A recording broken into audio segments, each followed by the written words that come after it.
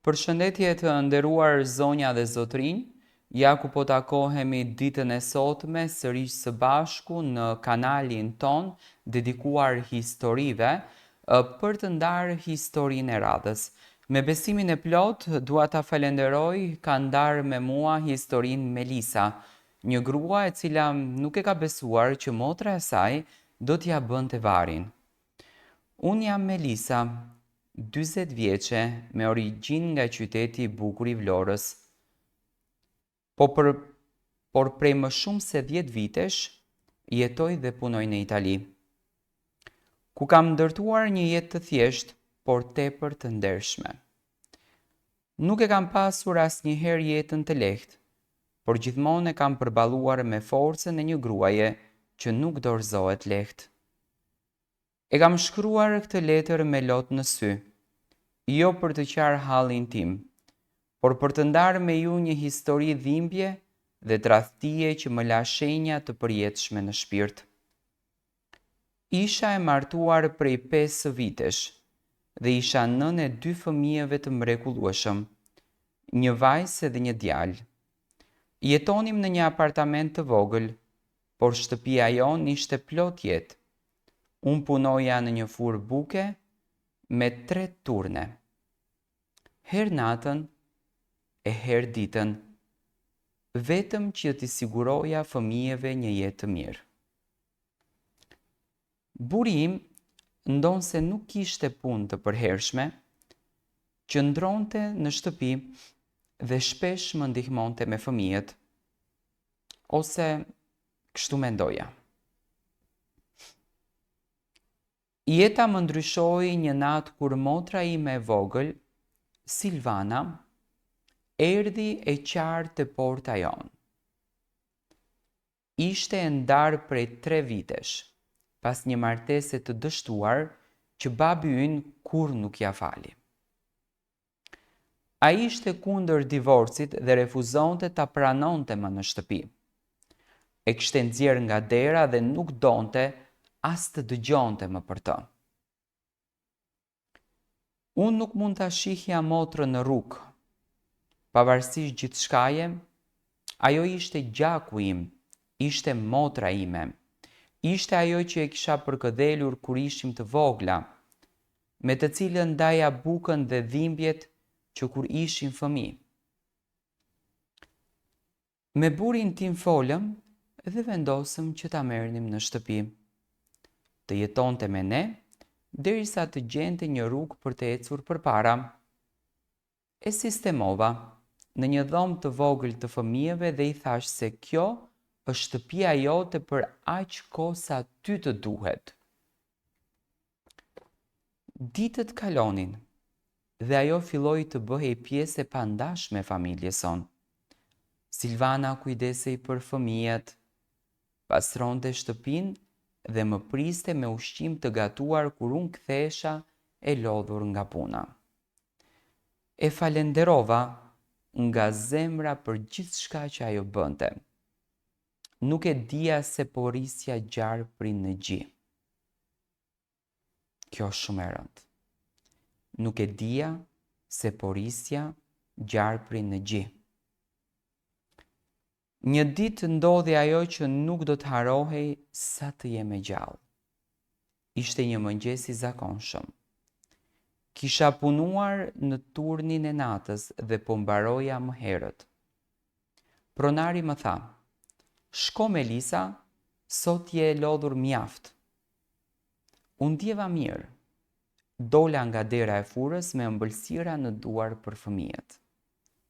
Doja t'i përqafoja, t'i shihja duke u zgjuar të buzëqeshur dhe ndoshta ta befasoja burin tim me një kafe bashkë.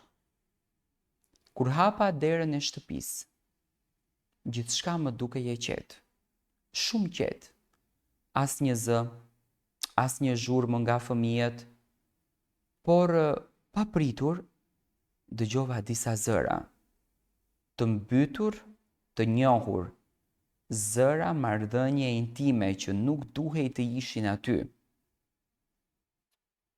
Në fillim më ndaloi fryma.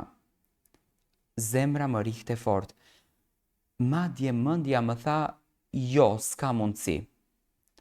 Por hapat më quan vetë drejt dhomës së gjumit. Çfarë pash? Nuk do ta fal kur gjatë gjithë jetës. Bashkëshorti im, në krevatin ton, në çarçafët që kisha larë një ditë më parë, ishte me motrën time, me Silvan. Duke kryer marrëdhënie si të ishin në një hotel me orë, jo në shtëpinë ku jetonim, unë edhe fëmijët e mi, ku unë punoja me 3 turne, ku ajo ante falas. Unë bështeta te dera dhe u shëmba në tokë. Nuk mbaj më mend asnjë gjë, vetëm errësirë. Kur hapa syt, isha në spital. Trupi im kishte pësuar një sulm në kokë nga tronditja e fortë nervore. Infermierja më tha se më kishin sjell me urgjencë. Në krah ishte ai, burri im, që më mbante dorën dhe më shihte me lot në sy. Aty për aty mendoja se ishte një ëndër e keqe, mundesh pak kohë ta kuptoja si gjithçka ishte e vërtet. Edhe i kthem, i thash vetëm një fjali, mu largo, nuk dua të të shoh më. Dhe ai iku. Qëndrova aty 2 ditë e vetme në spital. As motra nuk doja të më viziton, as nuk doja të më kërkon falje, as lot të rem nuk doja të derdhen. Pas daljes nga spitali, mora fëmijët edhe u ktheva tek shtëpia e prindërve të mi. Babai im më përqafoi fort, për herë të parë ndjeva që ai u pendua për mënyrën se si e kishte përjashtuar Silvanën nga jeta jonë. Por tani më ishte shumë vonë. Tani jetoj me prindërit dhe përpiqem t'u jap fëmijëve të mi një jetë të qetë pa ulërimat e së kaluarës. Por dhimbja nuk largohet lehtë. Shpeshherë zgjohem natën duke kujtuar fytyrën e motrës time. Ajo fytyrë që më dukej ëngjëll kur ishim të vogla, tani më duket si fytyra e gruas që ma grabiti jetën, burin dhe paqen shpirtërore. Nga shoqet e mia në Itali kam dëgjuar se burri im ende mban kontakte me motrën time. Ndoshta janë bashkë. Nuk e di, nuk më intereson më. Jam thjesht e zhgënjyer që ata të dy, që i doja më shumë se çdo njeri tjetër në këtë jetë, më tradhtuan në mënyrën më të çnjerëzore të mundshme. Për fund, unë jam Elisa dhe kjo është historia ime. E ndava me ju për të thënë një gjë të vetme. Nuk ka tradhtim më të rëndë se ajo që vjen nga familja.